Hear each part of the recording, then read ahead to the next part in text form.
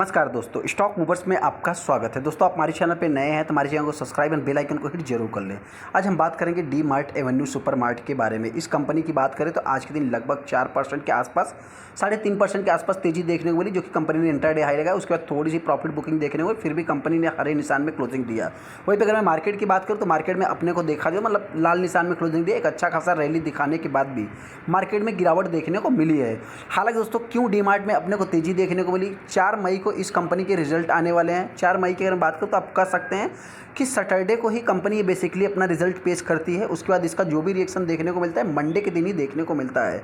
तो मंडे के दिन क्या होगा दोस्तों, वो तो उसके बाद की बात है। लेकिन हाँ, सबसे पहले इस कंपनी के 4 मई को रिजल्ट देखने को मिलेंगे। उससे पहले इस स्टॉक में आप कह सकते हैं तेजी देखने को मिल रही है। हालांकि दोस्तों, एक इंपॉर्टेंट पॉइंट बताना चाहते हैं कि हो सकता है कि कंपनी आने वाले समय में जिस हिसाब से मतलब इसके Q4 के रिजल्ट देखने को मिलेंगे, उसके बाद हो सकता है कंपनी आने वाले समय में 5000 के लेवल को भी टच कर सकती है। देखिए दोस्तों, 5000 में बहुत बड़ा लेवल नहीं दे रहा हूँ, क्योंकि इस कंपनी के लिए इतना जाना, अगर ये कंपनी इस लेवल को तोड़ती है तो कंपनी एक न्यू हाई भी लगा सकती है, ऐसा मेरा मानना है। उससे रिलेटेड मैं आगे डिस्कस करूँगा। हालांकि गिरावट की मैं बात करूँ तो जिस टाइम पे इस स्टॉक में गिरावट होगी तो आप कह सकते हैं कि अगला जो मतलब ये कंपनी हो सकता है कि 4,3900 के आसपास भी आ सकते हैं। इससे रिलेटेड मैं आगे डिस्कस करूँगा। हम आगे Avenue super mart D mart के ऊपर, जैसा कि आप देख सकते हैं, सबसे पहले अगर मैं आज की बात करूँ तो आज के दिन इस स्टॉक में लगभग 3.25% के आसपास तेजी देखने को मिली।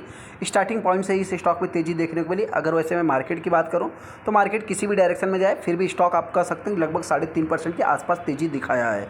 यहाँ पे अगर मैं निफ्टी की भी बात करूँ तो निफ्टी में भी अपने को गिरावट देखने को मिला था, और स्टॉक में भी मतलब कल के दिन की अगर बात करूँ, कल के दिन गिरावट देखने को मिला था। हाँ, यहाँ पे जो लोग सोच रहे हैं कि इस स्टॉक में कुछ न्यूज़ होगा, देखिए दोस्तों, न्यूज़ की अगर मैं बात करूँ तो इतना कुछ खास न्यूज़ तो नहीं है।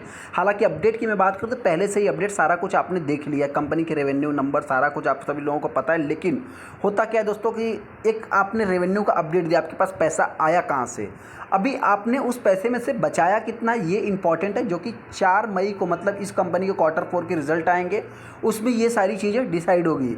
वैसे में अगर देखा जाए तो 1 महीने के अगर आप चार्ट को देखें तो कंपनी हरे निशान में, 6 महीने की अगर मैं बात करूँ तो कंपनी ने 26% के आसपास रिटर्न बना के दिया। अगर इसको थोड़ा सा कैलकुलेट करेंगे ऑल टाइम हाई से तो ऑलमोस्ट ये कंपनी मतलब 30% के आसपास रिटर्न बना के दिया था, जो कि 4-5% अभी तक गिरावट दर्ज कर लिया है।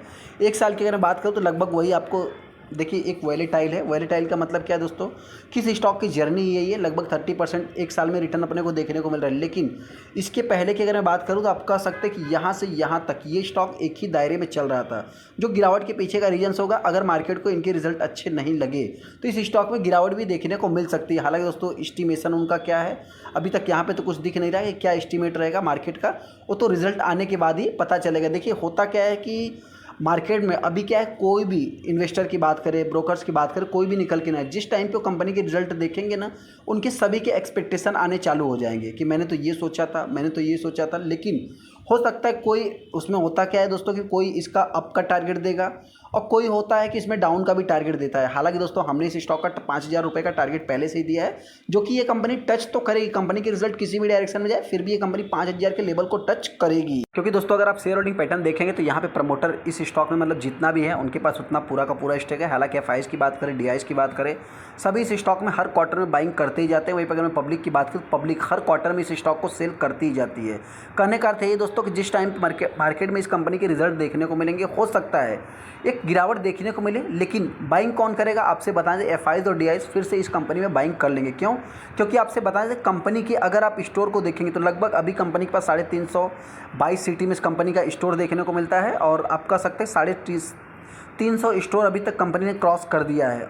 इस हिसाब से मतलब कंपनी का जो स्टोर है दोस्तों, मतलब देखा जाए तो दिन पे दिन बढ़ते हुए दिख रहा है। हालांकि इसका जो सबसे बड़ा कंपटीटर है, आप कह सकते हैं कि रिलायंस के नंबर देखने के बाद भी आप कह सकते हैं कि इतना कुछ खास तेज़ी देखने को नहीं मिली। हालांकि वो आप कह सकते हैं कि बहुत ही बड़ी कंपनी है, उसको मतलब कि धीरे धीरे करके वो कंपनी ऊपर जाती है, न कि सडनली तेज़ी देखने को मिलती। जो भी इन्वेस्टर देखिए इस स्टॉक को बाइंग करना चाहता है, मेरी तरफ से कोई भी रिकमेंडेशन नहीं। लेकिन हाँ, एक इंपॉर्टेंट पॉइंट आपसे बताना चाहते हैं कि इस स्टॉक को भी एक मतलब कि कौन बाइंग करता है। अगर मैं नॉर्मल इन्वेस्टर की बात करूँ तो वो इस स्टॉक में ज़्यादा इंटरेस्टेड नहीं रहते। क्यों? क्योंकि नॉर्मल इन्वेस्टर को कैसा स्टॉक चाहिए दोस्तों, को उसमें बाई बैक, बोनस, स्प्लिट जैसी मतलब कॉर्पोरेट एक्शन जैसे कुछ डिविडेंड मिलते रहे। लेकिन इस स्टॉक की अगर बात करूँ तो ये कंपनी डिविडेंड देती नहीं है, और कंपनी अपने आप की ग्रो कराती रहती है। हालांकि 6 लाख टोटल शेयर ट्रेड हुए, जिसमें आप कह सकते हैं 53-54% का आसपास माल डिलीवरी उठाया गया है।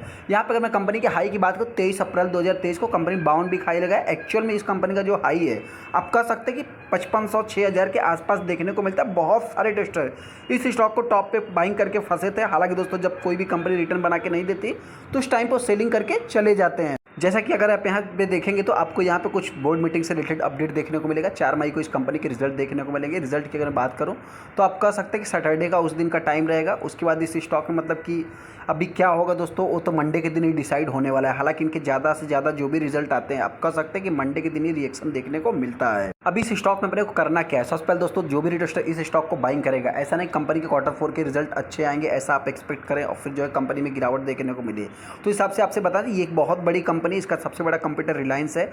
रिलायंस के नंबर से अगर इस कंपनी के रिजल्ट थोड़े से अगर मार्केट की एस्टिमेशन को बीट नहीं करते तो इस कंपनी में जितनी भी मतलब कि रिटर्न बना के दिया है कंपनी ने, मतलब अगर मैं वाई टू डेट से इस कंपनी की बात करूँ तो आप कह सकते हैं कि लगभग जो भी रिटर्न बना के दिया है कंपनी ने वो सारा का सारा 30% के आसपास गिरावट भी देखने को मिल सकती है। हालांकि 30 तो नहीं कह सकते, फिर भी मेरे पॉइंट से हो सकता है कि कंपनी देखिए वर्स्ट कंडीशन में लास्ट में 4,000 रुपये आपसे बता रहा हूँ, लेकिन वैसे हो सकता है कि कंपनी 4500 से 4300 के बीच में 4-3 के आसपास गिरावट दर्ज करती है अगर रिजल्ट अच्छे नहीं आते हैं तो। वहीं पे कुछ दिनों के बाद हो सकता है कि मार्केट में जब रिकवरी देखने को मिले तो ये कंपनी जल्द से जल्द 5000 के लेवल को भी टच करेगी। हालांकि आने वाले समय में हो सकता है थोड़ा टाइम भी लग सकता है। अगर रिजल्ट इसको एक्सपेक्ट करके मतलब अच्छा मार्केट को रिजल्ट अच्छा लगता है दोस्तों तो आप कह सकते हैं कि कंपनी 5000 के लेवल को जल्द से जल्द टच कर सकती है। चलिए तो वीडियो को लाइक कर दे, चैनल को सब्सक्राइब कर ले। थैंक यू दोस्तों।